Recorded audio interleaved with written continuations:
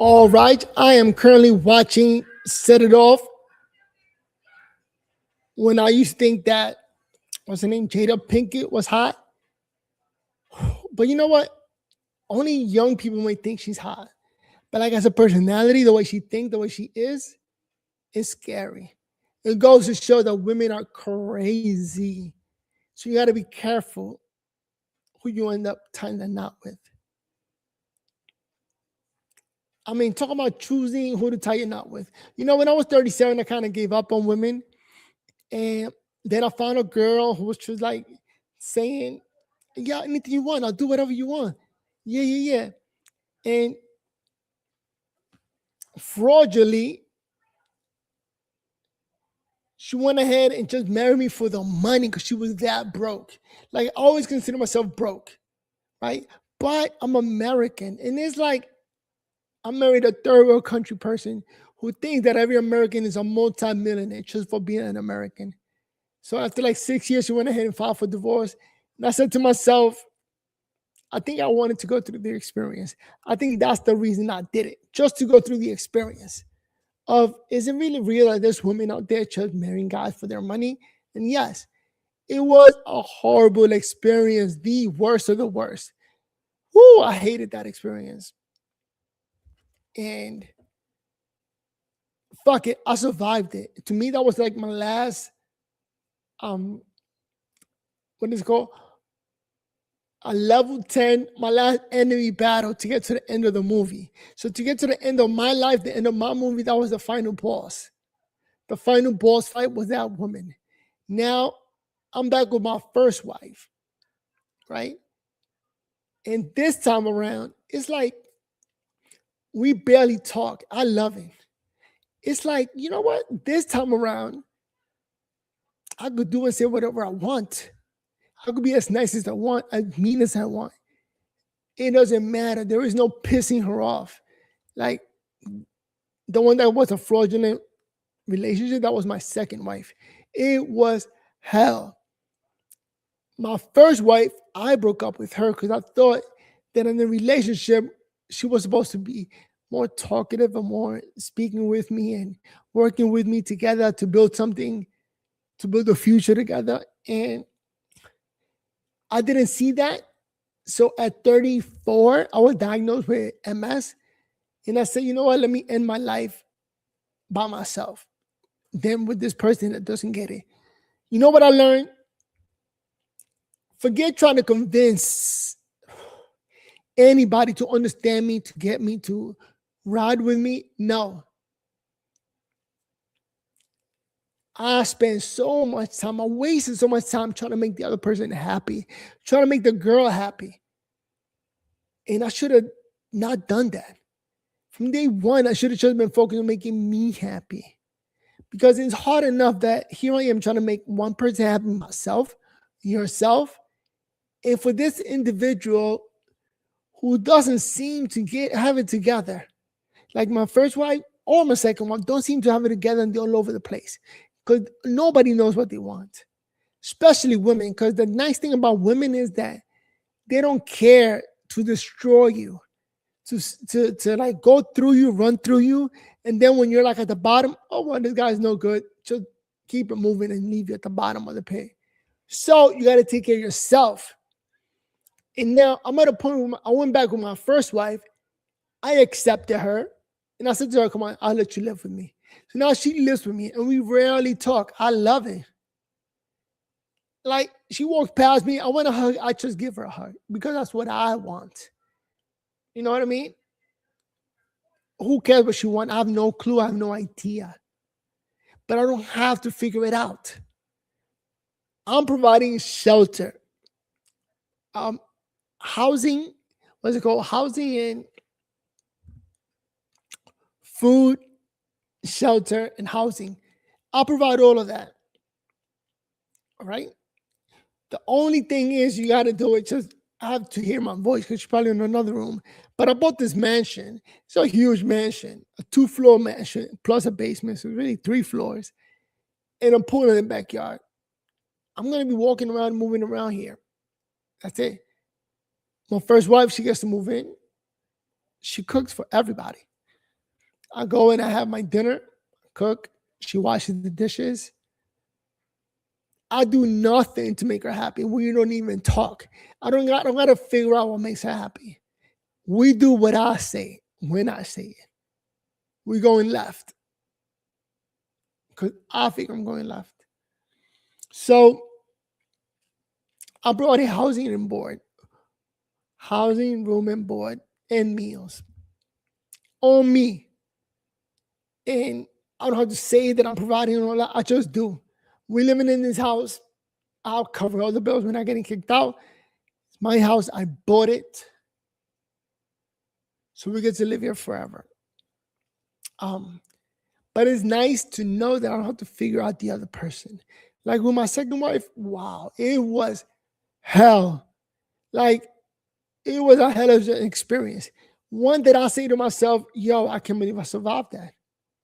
I'm the motherfucking man. God bless her. Good luck to her in life. And like one of the things that I did, I purposely bought a house really, really far from her family. So when she left, she didn't want to keep the house because she didn't want to stay living away from her family. So when we broke up, she just went back to her family. Tried to steal my car, but ended up giving it back to me because it was too expensive. My lifestyle is too expensive for these broke Dominicans that just got here from a third world country. They think they can make it work. But here's another thing. She got a lick off of me. I mean, she got a money bag off of me. She got like I'm paying her $250 a month now for the next 6 years. So like she made money out of me. But those are one-time licks. And I think when you're broke, when you're at the bottom, you try to get people who made it, you try to get like a one off of them, like $100, $1,000, just one off. Meanwhile, I'm planning long term. I have a monthly salary, untouchable salary. So I get to live off of that, right? I don't care about getting $100 one time, $1,000 one time. I love the fact that I get 10 grand a month, every month. And that's how I'm able to pay for all of this. Like you don't have to be rich in America to make it.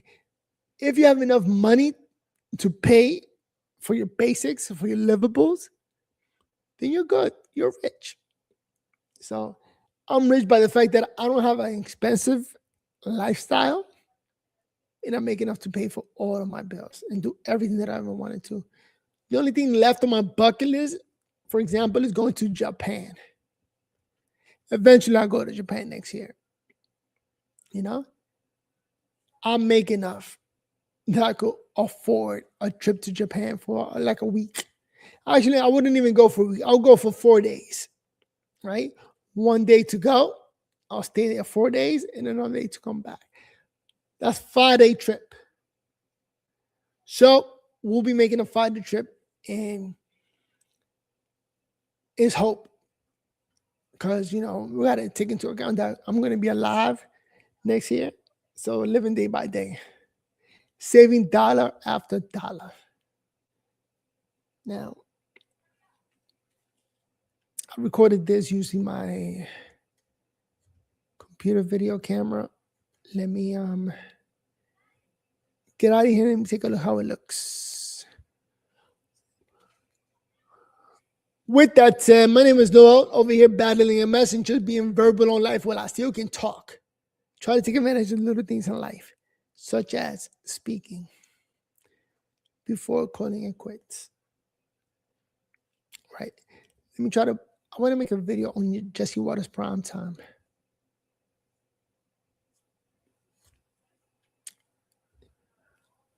It's almost 9 o'clock. You know, I'm trying to stay up as long as possible because I end up just laying in bed awake, spinning around the bed. That's my little hell when I get to bed. I can't just go to bed. So let me review a couple of videos.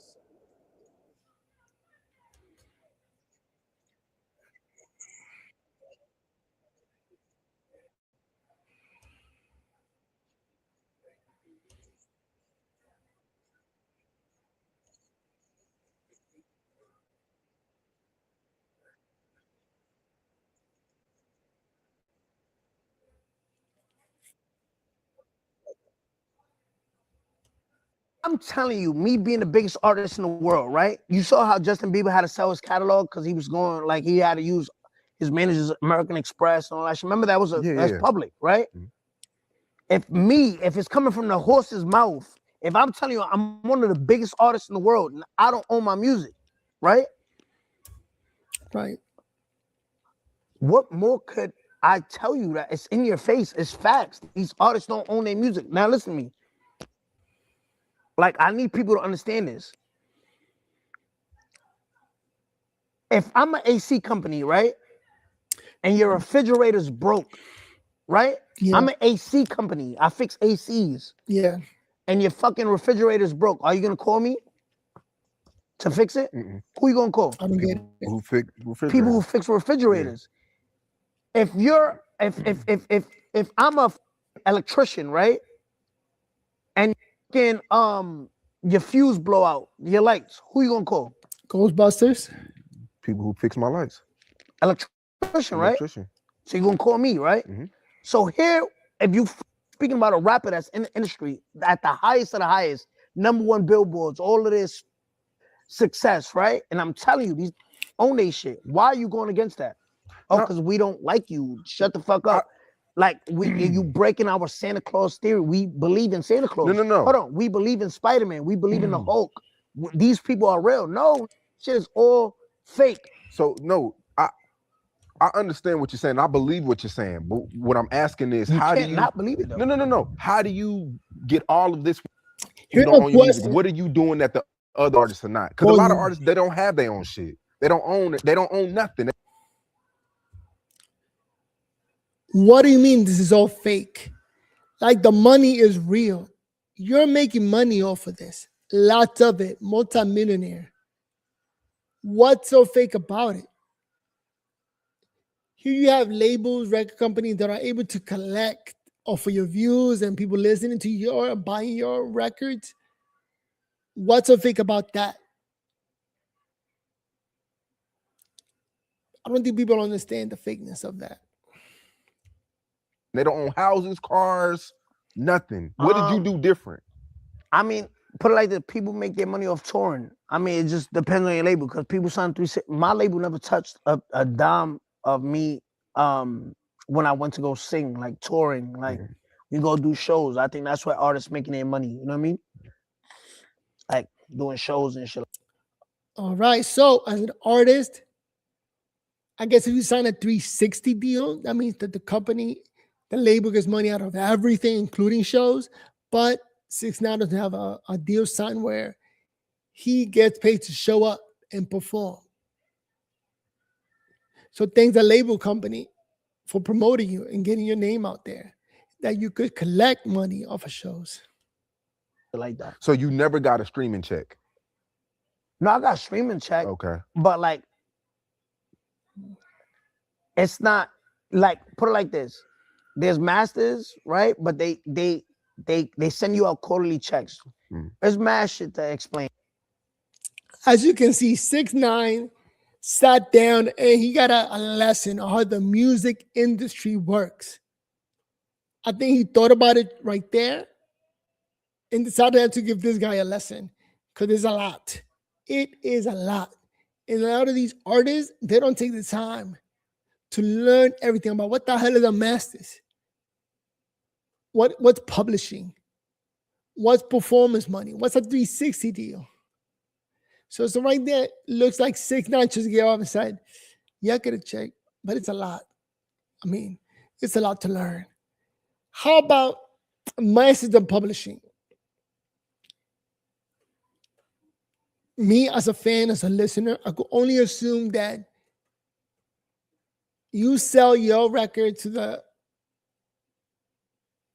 record company or to the label, who then promotes and collects from the streams and for everything. And maybe they have a deal with the artist, with 6ix9ine, about giving them a percentages every quarter of the views and any other money that the record label makes.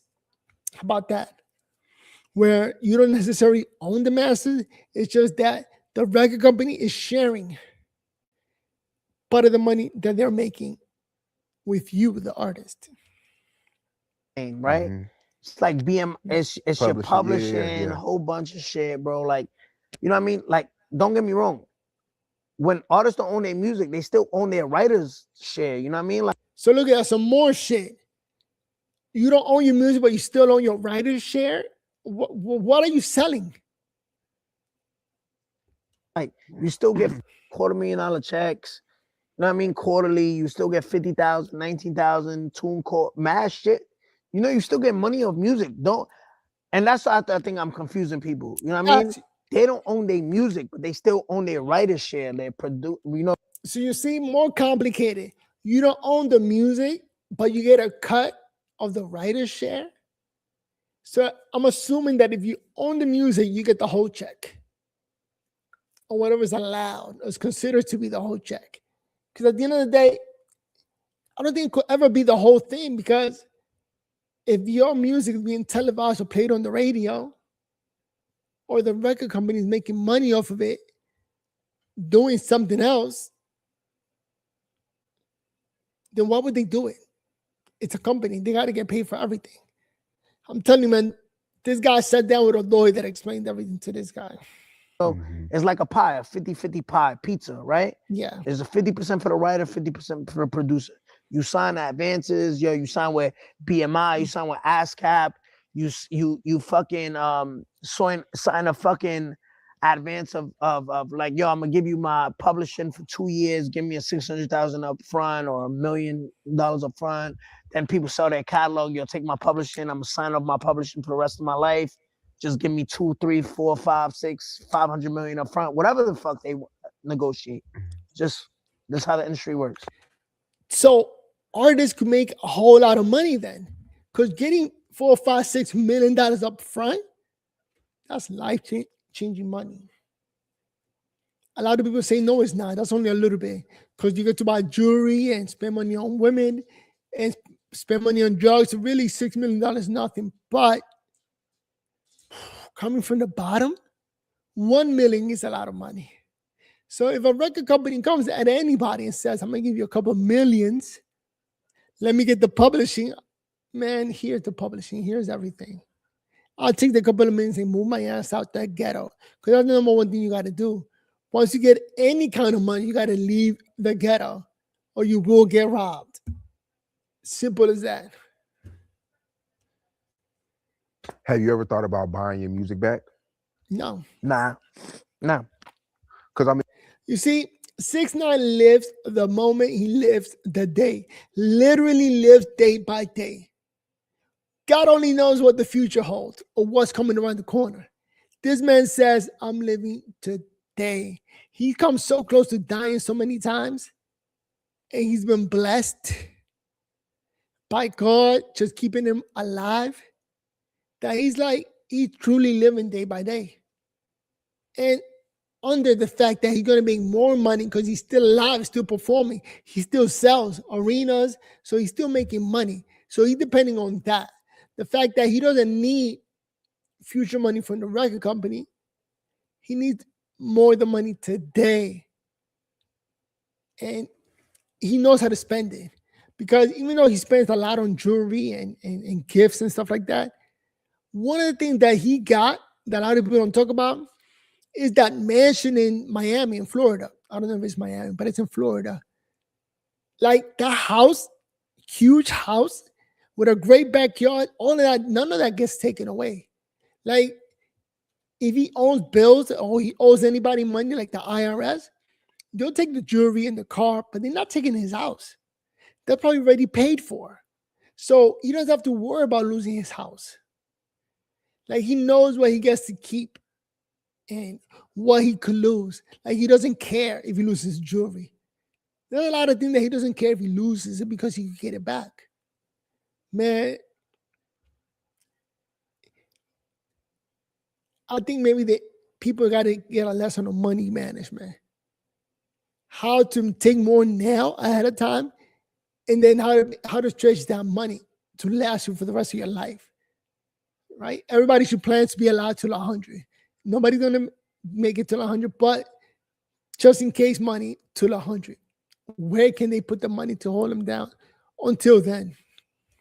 I mean, you see, like, I mean, no, because I know, bro. I'm me. Like, I'm continue to make money. Whatever. Like, I'm just rap don't last forever, bro. Mhm. I'm not Taylor Swift. I'm not out here putting no fucking pop records. I was like, I'm not Katy Perry and all these people. Like, you know what I mean? Like, those people for them, that's generational fucking pop music that you play at your fucking daughter's 7th birthday, 8th birthday, 11th, quinceañera, whatever the fuck you choose to do. Mhm. I'm on a different tip. I'm on some like other shit, bro. Like, you know what I mean? Like, I'm good. Like, I can't complain. Yeah, because you always hear about how good 21 Savage deal is, and then you hear about Chris Brown owning his masters and stuff like that. Bullshit. That's never. I mean, I don't know. Chris Brown is not a rapper though. Chris You're Brown right. is straight pop superstar. Like, that nigga's flying across the stadium while he's singing. Like, you know what I mean? Like, doing the fucking, what's that shit called? Doing that. Like, come on. Like, you can't compare Chris Brown to no fucking British rapper. Like, you know what I mean? You can't do that. Okay, so like all the records you put out, right? Like the names have always been like so short. Yeah. Ultimately, the reporter is just getting a money management class. What's one way that 6ix9ine thinks about his pocket? How does he spend it? How do he make it look so good? The man lives a great lifestyle. How is it even possible that he's not back in the hood like a lot of other rappers? It's funny that Papoose is homeless. He was supposedly a famous rapper who didn't really blow up or go anywhere in life. You know, there's a lot of rappers still living at home with their moms. I like it. You do that, that's like on purpose. Yeah. Billy, Kuda, Gummo, Tati, Fifi. I just made all that shit. Do you go back and listen to your old shit? Yeah, I mean, it's fire. I mean, but them names are made up. You just make them up? Yeah, just whatever comes to my head. Yeah. Like, I don't even know what a gooba is. Like, I don't know what the fuck that is. I just named it that.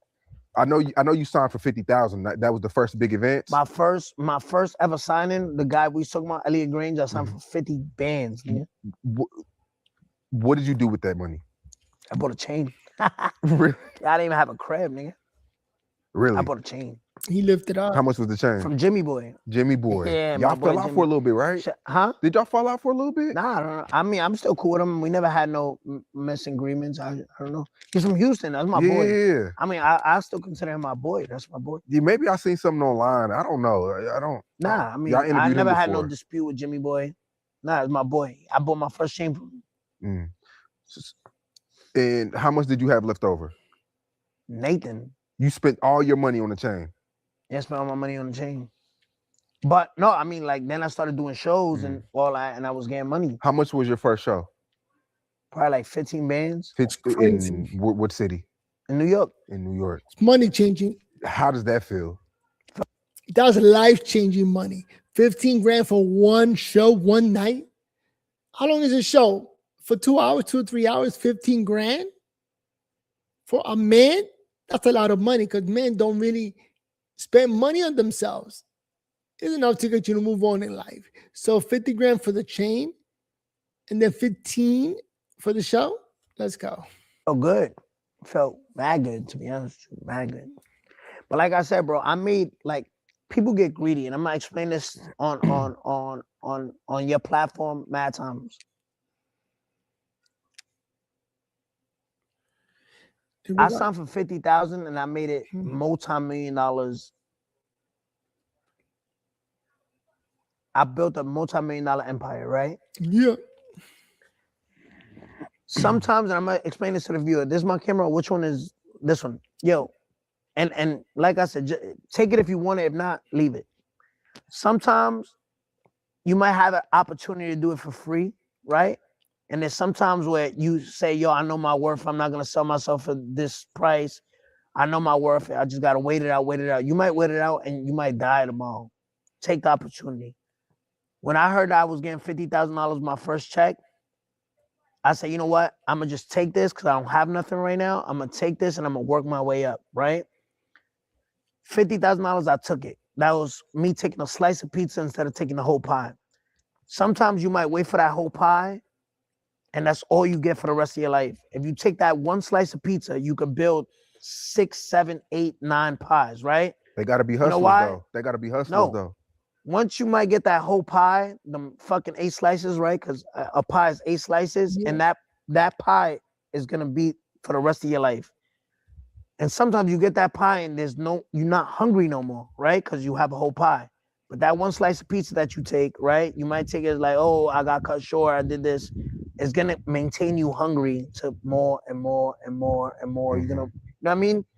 And that's what I did. I took that 50,000. I was hungry. I was like, yo, I want more of this. I want more of this. What if he would have gave me 2 million? What if he would have given me $1 million? What if he gave me $500,000? I would have been like, I made it. I would have kicked my feet up. You would have never got Fifi. You would have never got Tati. You would have never got Gooba. You would have never got Trolls. You would have never got none of that. Why? Because I was already comfortable. Just take the opportunity. Sometimes it's like leap, nigga. You know what I mean? And there you go. 6ix9ine just to give a whole class on how to deal with your talent, with your money. So he saw within himself that he had more to give, and that 50,000 was only the beginning. After that, the man been around the world, even to Russia to perform, to make even more and more money. You really got to believe yourself, you know, because $50,000, that's a lot of money. But what do you think? Comment down below. I did a video just a minute ago and it was horrible. All right, let me see if I can get Jesse Waters prime time and record before I go to bed. It's right now 9 o'clock. With that said, see you in the next video. Peace. Hopefully you enjoyed it.